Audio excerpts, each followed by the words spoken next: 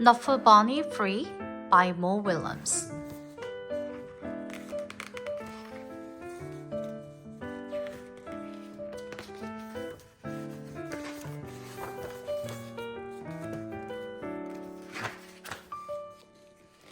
One day, not so long ago, Trixie took a big trip with her family.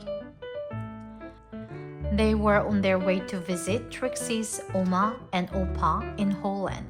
Holland is far away. So that meant taking a taxi to the airport, queuing up, watching Knuffle Bunny go through the big machine, waiting some more, and finally getting onto a rear airplane.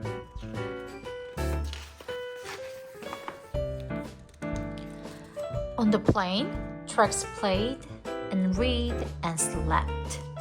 Before she knew it, the plane had landed.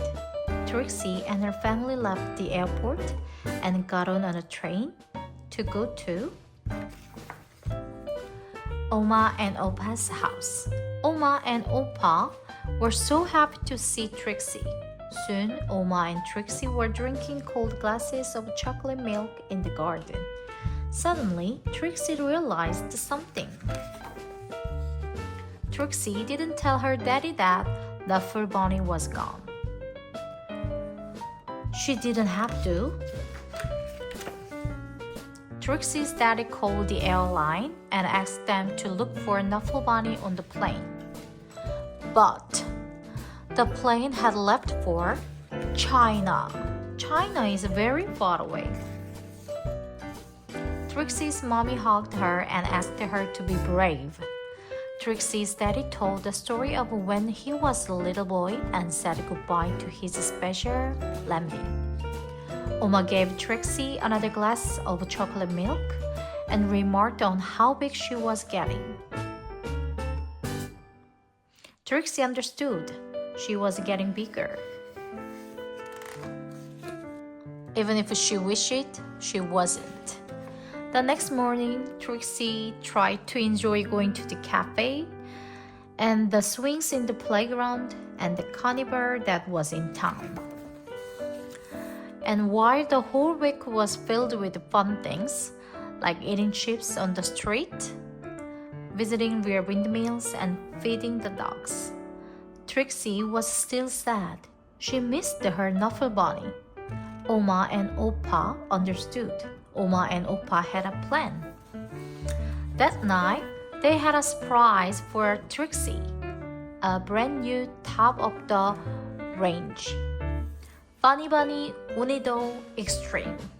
It could walk, it could dance, it could speak in Dutch, but it couldn't make Trixie feel any better.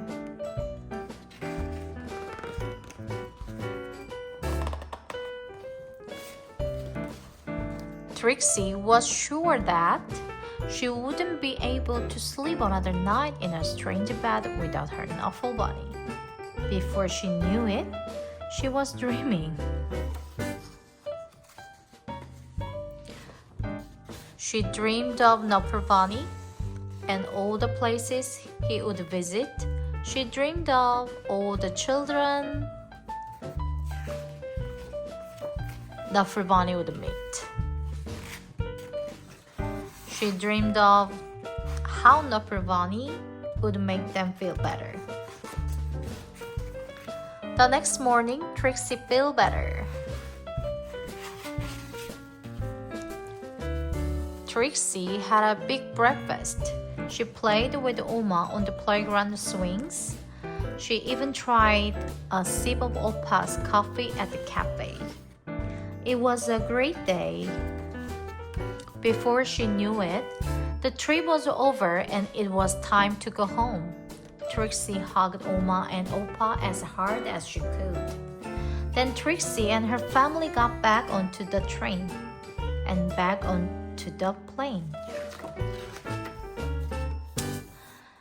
Wah! And listened to the crying baby as the plane lifted off.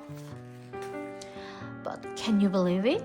Right there, on that very plane, Trixie noticed something. Knuffle Bunny! Trixie was so happy to have Knuffle Bunny back in her arms. Ah!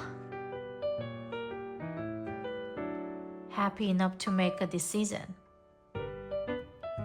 Trixie turned around and said, "Would your baby like my Knuffle Bunny?"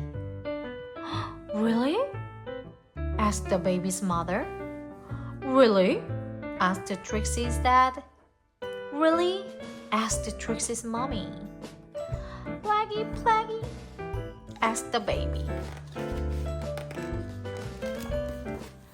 "Really?" said Trixie. She was big enough. The baby was happy.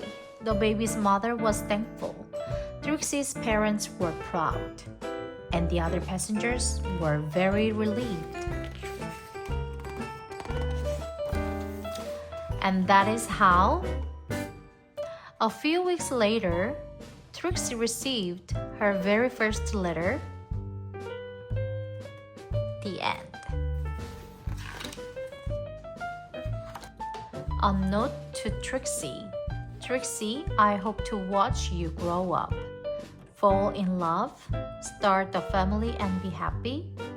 And I hope that one day, many years from now, you will receive a package.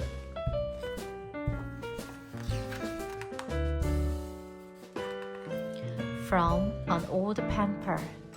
Love, Daddy.